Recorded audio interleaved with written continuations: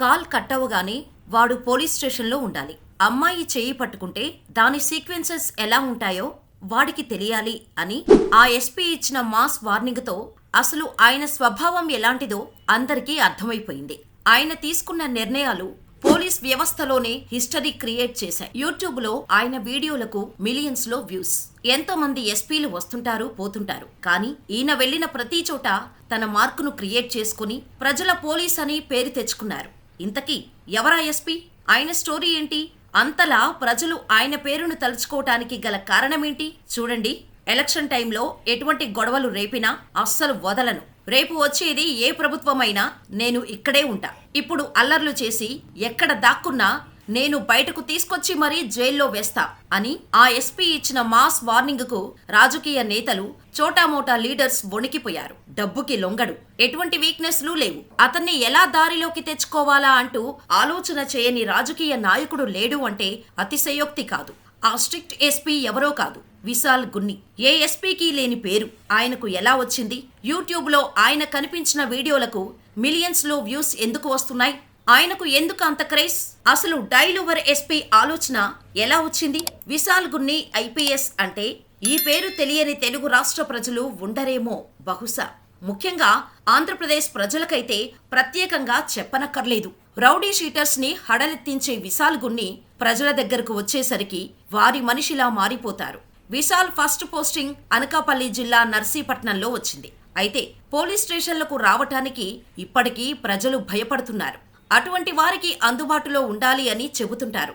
అందుకే ఆయన ఎస్పీ అయినా నేరుగా ప్రజలను కలుసుకొని సమస్యలు తెలుసుకునేవారు. నర్సీపట్నంలో ఏఎస్పీగా బాధ్యతలు చేపట్టిన తర్వాత విశాల్ గున్ని మొదటిగా నక్సల్స్ ఏరివేతపై దృష్టి పెట్టారు. అంతేకాకుండా మిలీషియన్ సభ్యులను కూడా జనజీవన స్రవంతిలో కలిసిపోయేలా కౌన్సిలింగ్ ఇచ్చారు. ఈ ఇన్సిడెంట్స్ తో ఓ మాస్ ఇమేజ్ వచ్చేసింది విశాల్ గున్నీకి. తాతయ్య ఫ్రీడమ్ ఫైటర్, నాన్న కర్ణాటకలోని రిటైర్డ్ గవర్నమెంట్ ఆఫీసర్, అమ్మ హౌస్ వైఫ్. ప్రజలకు సేవ చేయాలన్నది తన ఫోర్ ఫాదర్స్ నుంచే వచ్చిందంటారు విశాల్. అనకాపల్లి, చింతపల్లి ఏఎస్పీగా ఎన్నో ఛాలెంజెస్ ఎదుర్కొన్నారు విశాల్. చింతపల్లిలోని నక్సల్స్ ప్రభావం, బ్రౌండెక్స్ కంపెనీ ఇష్యూ, గంజాయి, యాంటీ నక్సల్స్ వర్క్ ని బ్యాలెన్స్ చేస్తూనే ప్రజలతో మమేకమవుతూ తన డ్యూటీని చేశారు. కొయ్యూరు, మంప వంటి మారుమూల ఏజెన్సీ ప్రాంతాలకు వెళ్లి దాదాపు 28 మంది మిలీషియన్ సభ్యులను లొంగిపోయేలా చేశారు. అసలు అప్పటి వరకు ఆ ప్రాంతాల బోర్డర్స్ దగ్గరికి వెళ్లడానికి ఎవరూ సాహసించేవారు కాదు.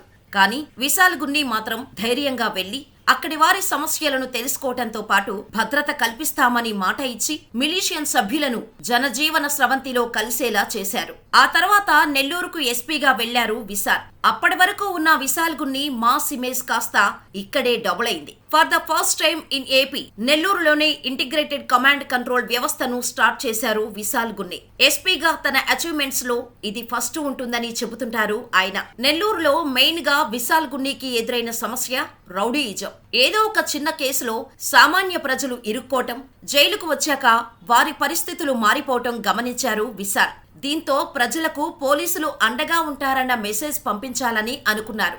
ఇక వెంటనే రౌడీ షీటర్స్ అందరినీ పిలిచి కౌన్సిలింగ్ ఇచ్చారు. ప్రజలను ఇబ్బంది పెడితే ఊరుకునేది లేదని మాస్ వార్నింగ్ ఇచ్చారు. దీంతో ఇది కాస్త వైరల్ అయిపోయింది. రౌడీలకు కౌన్సిలింగ్ ఇచ్చిన ఎస్పీ అంటూ, రియల్ విజువల్ పోలీసింగ్ అంటూ ఆ నెక్స్ట్ డే పేపర్స్ లో ఆర్టికల్స్ వచ్చాయి. కావలిలో జరిగిన 4 సీరియల్ మర్డర్స్ అస్సలు మర్చిపోలేనంటారు విశాల్ గున్ని. దాదాపు 6 నెలల పాటు ఇన్వెస్టిగేషన్ చేస్తే ఒక్క చిన్న క్లూ దొరికింది. ఆ క్లూతోనే కేసును ఛేదించారు. సుత్తితో తలపై కొట్టి హత్య చేసిన ఆ సీరియల్ కిల్లర్ ను పట్టుకోటానికి తన టీం హెల్ప్, చాలా హార్డ్ వర్క్ చేసిందని ఆనాటి రోజులు గుర్తు చేసుకున్నారు విశాల్ గున్ని. నెల్లూరు తర్వాత కాకినాడకు ట్రాన్స్ఫర్ అయ్యారు. కాకినాడలో మాస్ కి ఊరమాస్ అంటే ఏంటో చూపించారు. భానుగుడి సెంటర్ దగ్గర నేను పెద్ద తోపు అని చెప్పుకునే ఓ రౌడీ షీటర్ ఉండేవాడు. అతన్ని క్వశ్చన్ చేయటానికి కూడా మిగిలిన పోలీసులు ఆలోచిస్తున్న టైంలో విశాల్ గున్ని డైరెక్ట్ గా అక్కడికి వెళ్లి అతనికి వార్నింగ్ ఇచ్చారు. ప్రజలను ఇబ్బంది పెడితే తాట తీస్తా అని ఊరమాస్ వార్నింగ్ ఇచ్చారు. దెబ్బకి భానుగుడి సర్కిల్లో రౌడీయిజం తగ్గిపోయింది. విశాల్ గున్ని సర్వీసులో సాల్వ్ చేసిన కేసులు చూస్తుంటే సినిమాల్లో ట్విస్టులే గుర్తుకు వస్తాయి. గోల్డ్ స్మగ్లింగ్ చేస్తున్న అజీజ్ అనే క్రిమినల్ కి స్కెచ్ వేశారు విశాల్. ఆ స్మగ్లింగ్ కేవలం వైజాగ్ బేస్డ్ గా జరుగుతోందని అనుకున్నారు. కానీ సర్ప్రైజింగ్లీ అది inter state and inter district gang involve అయింది. అలా విశాఖ, విజయనగరం, శ్రీకాకుళంలో ఉన్న 4 క్రిమినల్స్ అరెస్టు చేయడమే కాదు, ఏకంగా 18 నుంచి 19 కేసులను క్లోజ్ చేసి కేజీ గోల్డ్ ను రికవరీ చేశారు. సోషల్ మీడియాను యూజ్ చేసుకుంటూ స్మార్ట్ వర్క్ చేయటం విశాల్ గున్నీతోనే మొదలైంది. వాట్సాప్ నుంచి ఫేస్బుక్, టెలిగ్రామ్, ట్విట్టర్, ఇన్స్టాగ్రామ్ వంటి అన్ని సోషల్ మీడియాలను కోఆర్డినేట్ చేస్తూ సోషల్ మీడియా ప్లాట్ఫామ్స్ లలో పోస్ట్ అయ్యే ప్రతి సమస్యను సాల్వ్ చేయటం మొదలుపెట్టారు. దొంగతనాల నుంచి యాక్సిడెంట్ల వరకు అన్నిటిపై ఫోకస్ చేసి టెక్నాలజీ ద్వారా సాల్వ్ చేసేవారు గున్ని. దీనికోసం ప్రత్యేకంగా ఓ టీమును ఏర్పాటు చేశారు. ఇక అరకు ఎమ్మెల్యేని నక్సల్స్ కాల్చి చంపినప్పుడు పోలీసులు అటు వెళ్లేందుకే భయపడుతున్న టైంలో విశాల్ గున్ని మాత్రం బైక్ పై అక్కడికి వెళ్లారు. పోలీసులు గస్తీ ఎలా ఉంది, ఎంత అలర్ట్ గా ఉన్నారు అనేది చెక్ చేయడానికి వెళ్లారు అంటే విశాల్ గన్ గట్స్ ఏంటో తెలుస్తోంది. ఆఫీసులో కూర్చొని ఉంటే గ్రౌండ్ లెవెల్లో ఏం జరుగుతుందో తెలియదు. అందుకే నేను ప్రజల్లోకి వెళ్తాను అంటారు విశాల్ గున్ని.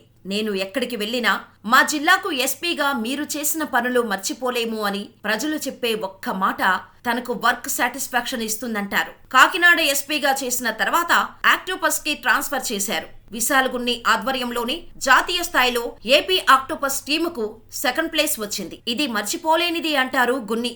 ఆక్టోపస్ తర్వాత గుంటూరు ఎస్పీగా ఛార్జ్ తీసుకున్నారు. ఇక్కడే డైలీ ఓర ఎస్పీ కార్యక్రమాన్ని మొదలుపెట్టారు. దీంతో ప్రజల్లో విశాల్ గున్ని గ్రాఫ్ అమాంతం పెరిగిపోయింది. పోలీసుల దగ్గరకు వచ్చి తమ సమస్యను చెప్పుకోవటానికి అందరికీ కుదరకపోవచ్చు. వారి బాధలను అర్థం చేసుకొని వారి ఇంటి దగ్గర నుంచే సమస్య పరిష్కారమయ్యే విధంగా ఏదైనా చేయాలని అనుకున్నా ఆ ఆలోచన నుంచి పుట్టిందే డైలీ ఓర ఎస్పీ అని చెబుతారు విశాల్ గున్ని. ఒక్క ఫోన్ కాల్ తో ప్రజల సమస్యల పరిష్కారం కోసం పనిచేశాం. ఈ కార్యక్రమం ప్రజల్లో ఎంతలా వెళ్ళిందంటే ఇతర జిల్లాల నుంచే కాకుండా విదేశాల నుంచి కూడా ఫోన్లు వచ్చాయి.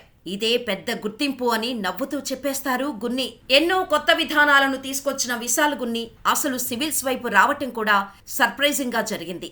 గున్ని చదువంతా బెంగళూరులోనే సెయింట్ జోసెఫ్ కాలేజీలో మాస్టర్స్ చేశారు. ఆ తర్వాత ఢిల్లీకి వెళ్ళాక క్యాంపస్ సెలక్షన్స్ లో స్టేట్ ట్రేడింగ్ కంపెనీలో మంచి ప్యాకేజీతో ఉద్యోగం. కానీ సివిల్స్ పై ఆసక్తితో ఐపీఎస్ అవ్వాలన్న డ్రీమ్తో ఇటువైపు వచ్చేశారు. మరి ఇప్పుడు సివిల్స్ కి ఎలా చదవాలి అంటే గంటలు చదివితే సివిల్స్ క్రాక్ చేయలేరు. చదువుతున్న దానిపై పట్టు ఉండాలి అని చెబుతారు. ఏ కుటుంబం నుంచి వచ్చారన్నది ముఖ్యం కాదు, కృషి, పట్టుదల ఉంటే సక్సెస్ మీ సొంతం అని టిప్స్ చెబుతారు. ఇప్పుడు సివిల్స్ కి ప్రిపేర్ అవుతున్న ఆస్పిరెంట్స్ కి సాధారణంగా ఏ అధికారికి సాధ్యం కాని పనులను చేసి చూపించాడు విశాల్ గున్ని. నాయకుల ఒత్తిళ్లు, ట్రాన్స్ఫర్లు ఏవీ తను నమ్మిన నిజాయితీని అణచిపెట్టి ఉంచలేవు. ప్రజల కోసం పరితపించే అధికారి కాబట్టే విశాల్ గారికి ప్రజల్లో అంత క్రేజ్.